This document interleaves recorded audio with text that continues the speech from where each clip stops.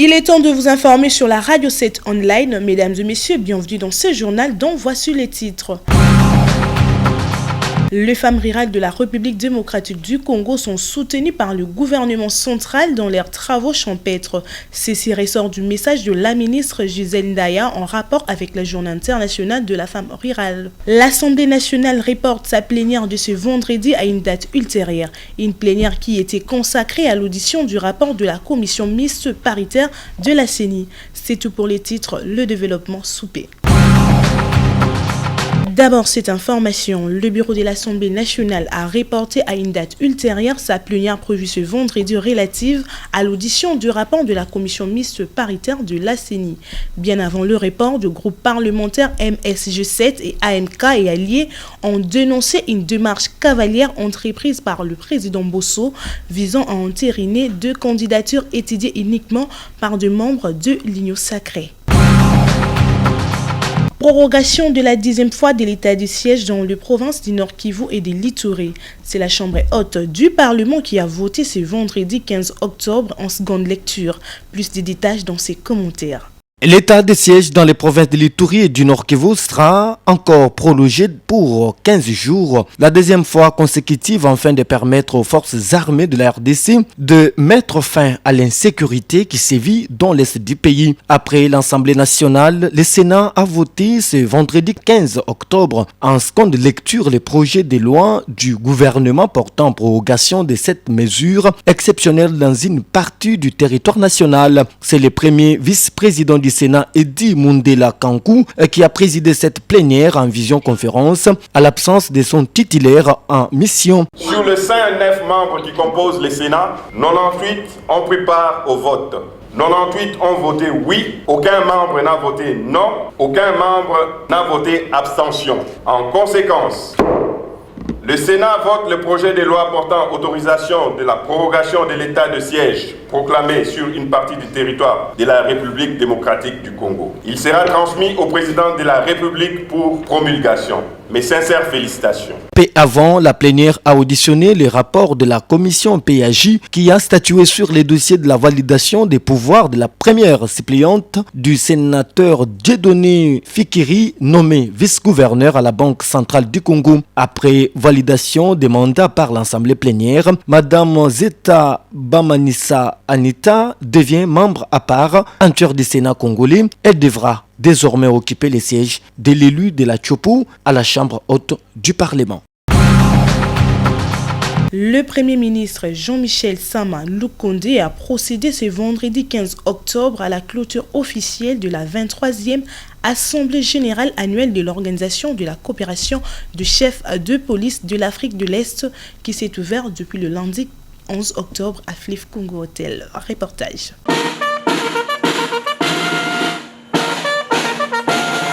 Durant 5 jours, ces travaux ont regroupé le ministre ayant en charge les questions sécuritaires des pays membres de l'Organisation des coopérations des chefs de police de l'Afrique de l'Est, les représentants du secrétaire général d'Interpol, les ambassadeurs et chefs des missions diplomatiques, les chefs de police des États membres. Tous ces participants ont tablé sur des questions liées à la lutte contre la criminalité transnationale frontalière et le terrorisme qui constitue aujourd'hui un grand fléau pour le pays membre de cette organisation sous-régionale. Dans son discours de clôture des travaux, le Premier ministre Jean-Michel Sama Lukonde Kyenge a, au nom du président de la République Félix Antoine Tshilombo Tshisekedi, remercié le participant pour le déplacement effectué en vue de prendre part à ces assises organisées à Kinshasa sur des questions liées à la sécurité au niveau de tout le pays membre. À cette occasion,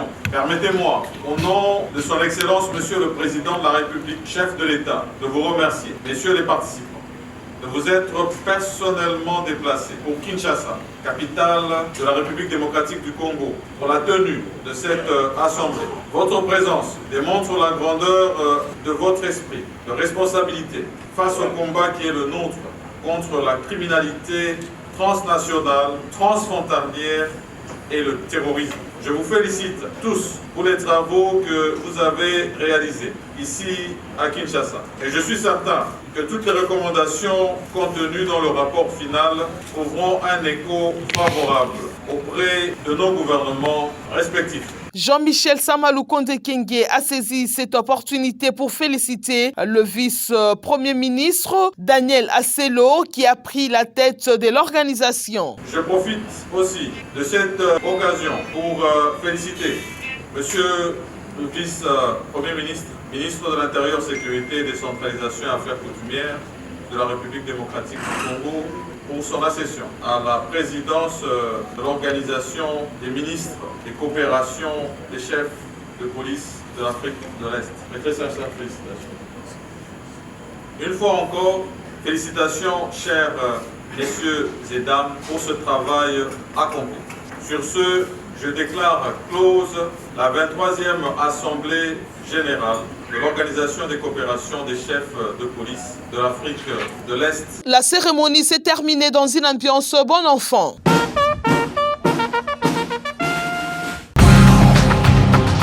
La marche du Lamuka, autorisée pour le 16 octobre, mais quant à celle du Nojek, est reportée à une date ultérieure. Cette décision d'Ngobila est acceptée par les autorités de ces partis politiques. Suivez. Biso toza Nojek, toza qui demande na gouverneur pour la marche na biso ya samedi, mais gouverneur atalisi biso lokola Lamuka et ko ça la marche le même jour, la police et ko sécuriser te ba marche nyonso na ya biso na ya Lamuka, et puis vu aussi on est opposé par rapport ya itinéraire na biso et puis ça la police passe donc pour na gouverneur asengi bisoto pour ça na date mosusu. Nous venons de communiquer, de partir avec le gouverneur. Il n'y a pas d'accord. Il nous demande de repousser la marche. Nakati ya Nojek, Lingomba Nojek, ezoboya que seni ezala politisé. Mokonzi ya ville à Kinshasa aibisi biso que moyen à la marche ya Nojek ezate lokola Lamuka azana marche na itinéraire différent na oya biso. Lokola gouverneur a représenté pouvoir public, biso Nojek to représenter peuple oyezo nyokwama. Chaque 15 octobre de l'année, le monde entier célèbre la journée mondiale des femmes rurales. En rapport avec cette journée, la ministre nationale du genre, famille, femmes et enfants, Jusendaya Luseba, au nom du gouvernement central, lance un message d'encouragement à ces femmes qui se donnent aux travaux champêtres pendant cette période de Covid-19. Chers compatriotes, mesdames et messieurs, le 15 octobre de chaque année, la République démocratique du Congo se joint aux autres pays de la planète pour célébrer la Journée internationale de la femme rurale en guise de reconnaissance à cette femme pour ses multiples contributions apportées à sa famille et à toute la communauté. Cette journée est régulièrement célébrée pour mettre en évidence le rôle capital joué par cette femme rurale dans le domaine de la sécurité alimentaire et du développement rural. En effet, les femmes et filles jouent un rôle majeur dans la pérennité des foyers et des communautés en zone rurale. Elles constituent une large part de la main-d'œuvre agricole formelle et informelle et effectuent la grande majorité des tâches domestiques, des soins et autres activités non rémunérées. C'est ici l'occasion de sensibiliser les intervenants en matière de l'autonomisation économique des femmes, à soutenir davantage le travail des femmes, les encourager à se tenir toujours debout pour aller de l'avant, encourager le travail associatif pour accroître la production et l'entrepreneuriat et renforcer la solidarité entre les membres des associations et la cohésion nationale. Aujourd'hui que le monde entier est confronté à une nécessité impérieuse de faire face au changement climatique, les femmes rurales sont les premières concernées lorsque l'écosystème et l'agriculture sont menacés. Cette journée est célébrée au moment où les femmes rurales congolaises essaient de s'adapter aux aléas climatiques et à la Covid-19.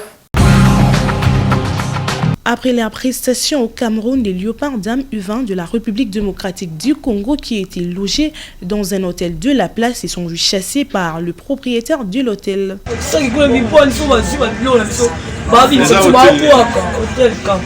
Donc,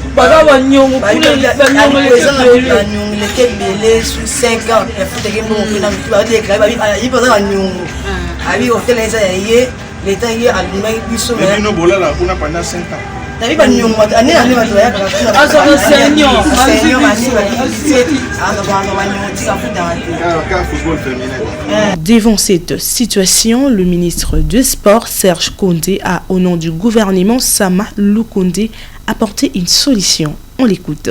De l'éviction des joueuses de Léopard U20 étaient logées dans un des hôtels de la capitale en attendant leur prime après leur prestation au Cameroun.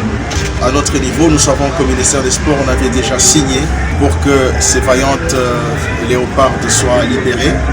À ma grande surprise, j'apprendrai aujourd'hui qu'elles venaient d'être chassées de l'hôtel où elles logeaient et qu'elles traînaient ici au siège de la fédération sans leur sac, leurs biens volés et tout ça. J'ai vu sur les réseaux sociaux comme tout le monde, quelques amis journalistes m'ont alerté. Voilà pourquoi je me suis dit que je vienne m'enquérir de la situation personnellement. Voilà, nous sommes dans un monde des réseaux sociaux où tout peut se raconter. Alors j'ai voulu moi-même venir enquérir de la situation. Et réellement, je trouve que ces enfants sont réellement chassés de l'hôtel où ils étaient logés.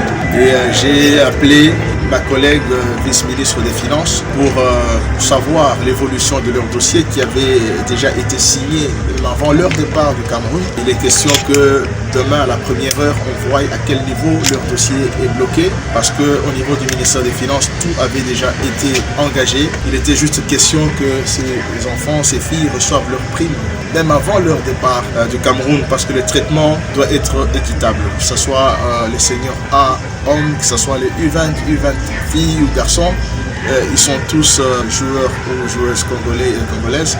Donc nous devons les traiter au même niveau. Mais s'il y a eu un petit retard au niveau du ministère des Finances ou au niveau du budget, nous saurons quoi faire demain. Parce que là, il est déjà 9h passées du soir. On ne sait rien faire. Mais je suis venu en tant que père de famille parce que ces filles défendent le drapeau de la République démocratique du Congo. En tant que numéro 1 des sports, je suis le représentant du chef de l'État, son Excellence Félix-Antoine Tshisekedi Tshilombo, qui est le numéro 1 des sportifs congolais, qui ne voudrait pas entendre une seule seconde que ces enfants sont maltraités par manque de primes. Pendant que lui est en train de promouvoir le sport, il voudrait voir le sport à tous les niveaux aller de l'avant. C'est pourquoi je suis ici pour calmer ces enfants, voir à quel niveau il y a eu l'incompréhension. Et je tiens encore par la même occasion à condamner toutes ces personnes qui ne s'occupent pas. C'est la fin de ce journal. Merci de l'avoir suivi. Au revoir.